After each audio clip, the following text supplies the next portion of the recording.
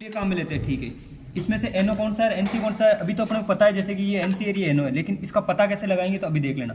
अब देखो एनवीसी कल बताई थी नॉर्मली दो फेजों के बीच में, तो ये एनओ और एनसी दोनों सीरीज में जुड़े हुए एक ही फेज के, यहाँ से आया फिर इधर से ये एक फेज मिला, दूसरा फेज इधर से मिला, यानी कि एनवीसी दो फेजों में जुड़ी होती है, ठीक है। ये जो जोड़ रखा आपने, थ्री फेज इन ऊपर से होती है ना, हाँ इन ऊपर से होती है, आउटपुट मोटर के इधर से दे देंगे अपन। पहले इससे पहले ये तो चेक कर लो कि ये एनवीसी खराब है या सही है, या कॉन्ट्रैक्टर काम कर रहे हैं नहीं कर रहे हैं, या कोई एनसी कौन सा है, एनओ कौन सा है, इसका पता लगाना पड़ेगा ना अपने को। तो देखो इसके लिए पहले टेस्टिंग कर लो एक बार सीरीज में डाल के, फिर पैरेलल में और चेक कर लेना ऐसे। अभी अगर एनवीसी खराब होगी तो ये कभी मैग्नेट बनेगा ही नहीं। अभी ये काम कर रहा है ना सीरीज में भी, इसका मतलब इसकी एनवीसी बराबर मैग्नेट बना रही है अपने पास, ठीक है।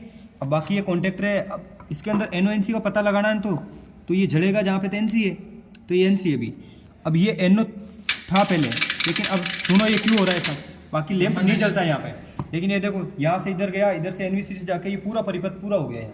बाकी ये इसको मैं खोलूँ ना अभी तार को, इसको हटाऊँ तो ये एनसी है, एनओ है यहाँ पे, तो एनओ है यहाँ पे, ये देखो तो पता ऐसे लगाओगे और तो कोई तरीका ही नहीं, ठीक है ना। तो इसका मतलब अब ये पूरी सही कंडीशन में, लेकिन इसका और पता लगाने के लिए एक आइडिया और है अभी कि थ्री पेज देंगे अपन वहाँ से, इसको थ्री पेज दो और बिना मोटर को कनेक्ट किए इसको पूरा ऑपरेट करा के दिखाओ कि ये वास्तव में काम कर रहा है नहीं कर रहा। अगर कर रहा है तो फिर मोटर तोड़ो, एक बार अपन चेक कर सकते हैं ना इसे, ठीक है। अब इसको पैरेलल में और देख लो अभी एनवीसी काम करती है नहीं करती है, वो भी चेक कर लो, इसमें ज़्यादा मिलेगा अभी मामला से। इधर लगाओ डायरेक्ट लगा, है ना, इसको होल्ड करेगा, ठीक है। पूरा प्रैक्टिकली मामला है, थ्योरेटिकली समझ में आया तो प्रैक्टिकली भी आ जाए, दोनों चीज़ें सेम ही है, बस समझ में आनी चाहिए चीज़ें। उनको चुप कराएगा।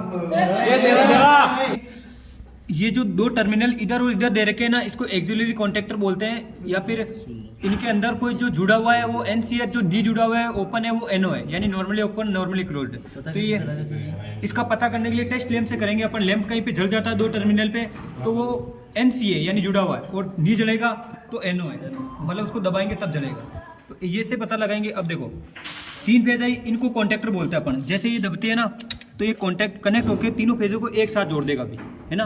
कब जोड़ेगा, जब ये एनवीसी ऑपरेट होगी, और एनवीसी ऑपरेट करने के लिए इधर से एक फेज उठाया, ठीक है, डायरेक्टली दे दो आप। देखो एनवीसी हमेशा दो फेजों के ऊपर जुड़ती है ना, उसको पैरेलल क्रम बोलते हैं। और इसको क्यों जोड़ रहे हैं, क्योंकि इसका मैग्नेटिक फील्ड मजबूत बनाना है, इसलिए दो फेज दे देते हैं अपन, है ना। क्योंकि इसका मैग्नेट बनेगा तभी तो खींच के ये मैग्नेट से चिपका लेगा इसको, तब ये जुड़ जाएगा या चिपक जाएगा, ठीक है ना।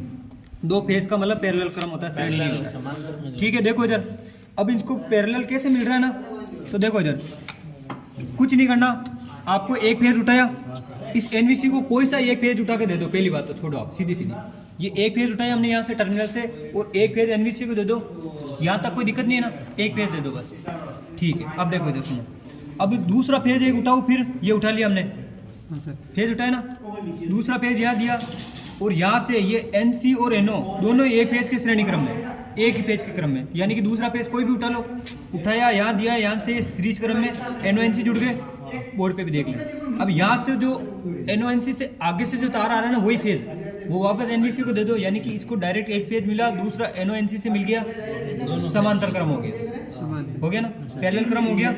होने के बाद में देखो अब क्या है इसमें, है ना, ये एक्सिलरी कॉन्टैक्टर से इस कॉन्टैक्टर को सहायक कॉन्टैक्टर को यहाँ से फिर फेज दिया हुआ है ना, सहायक कॉन्टैक्टर से ये होल्ड करेगा बाद में, ठीक है ना, सहायक कॉन्टैक्टर से ही करेगा। देखो जब फिर ये आउटपुट में कॉन्टैक्टर से टर्मिनल निकाल लो, कॉन्टैक्टर से आउटपुट निकलता है, रिले सुरक्षा दिखती है, शॉर्ट सर्किट और ओवरलोड से सुरक्षा करेगी अपनी। तो देखो अभी कुछ नहीं किया, आउटपुट में हमने ये थ्री पेज मोटर के तार जोड़ दिए इधर, ये थ्री पेज मोटर है अपने पास 3 HP तक है ना।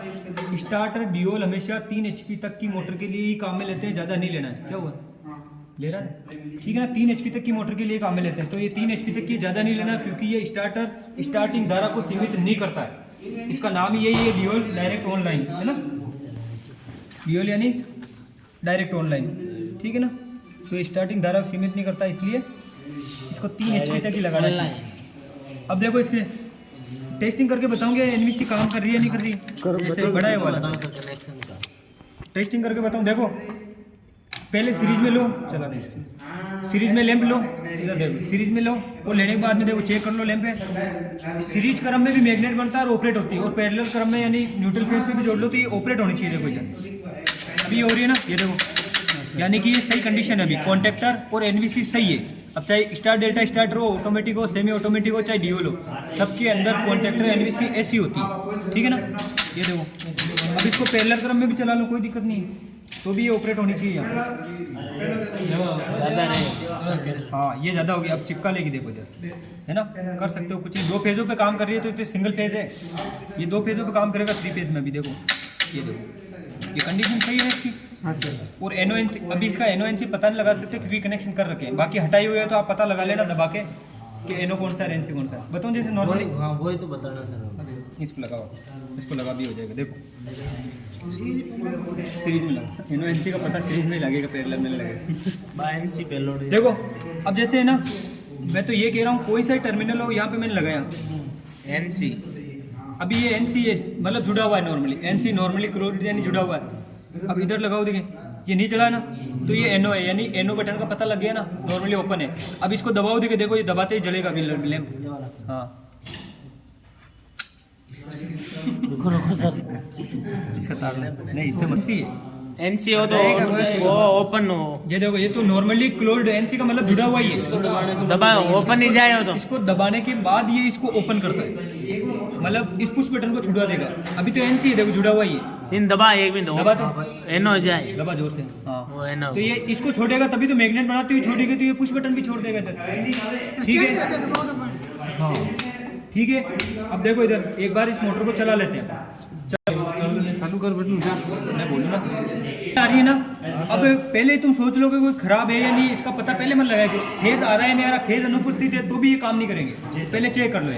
ये देखो इसमें फेज आ रहा है, इधर भी 3 फेज आ रही है और इधर भी 3 फेज आ रही है, यानी कि यहाँ तक कंडीशन सही है, अपनी कोई मिस्टेक नहीं है।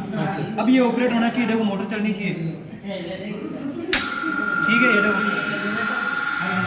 ये मोटर रनिंग कंडीशन में है, यानी कि ये अपना एनो था, ये एनो था तभी तो इसको दबाने से मोटर चली। ये एनसी है, ये अपना एनसी है बंद करने का।